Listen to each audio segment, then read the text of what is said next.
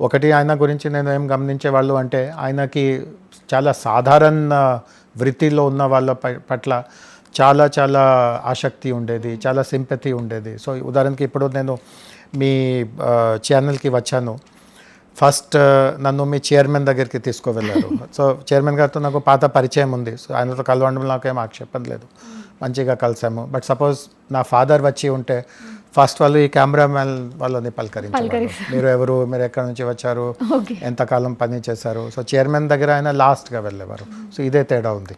నేను state chairman దగ్గరికి వెళ్ళలేదు, ఆయన చైర్మన్ దగ్గరికి వెళ్తూ ఉంటే లాస్ట్గా వెళ్ళేవాళ్ళు, ఫస్ట్ అందరూ స్టాఫ్తో వృత్తి. సో ఇదే ఆయన నేచర్ ఉండింది ప్రతి విషయంలో చూసిన.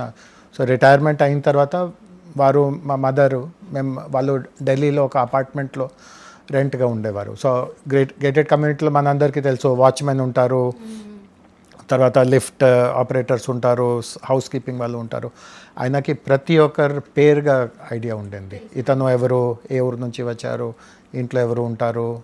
మనం జనరల్గా పట్టించుకోము, అంటే వాచ్మెన్ ఉన్నట్టుగా చూస్తాము, అట్లా సల్యూట్ చేస్తాము. బట్ ఆయన ఎవరు, బ్యాక్గ్రౌండ్ ఏముంది, ఎక్కడి నుంచి వచ్చారు. చాలామంది మైగ్రెంట్స్ ఉంటారు. సో చాలా చాలా ఆయనకి అంటే ఇవి అన్నీ జెన్యున్గా, అంటే ఏదో షో కోసం వాళ్ళతో కలుస్తున్నారు అనేది కాదు. సో ఇది ఈజీగా కలిసిపోయే మెంటాలిటీ.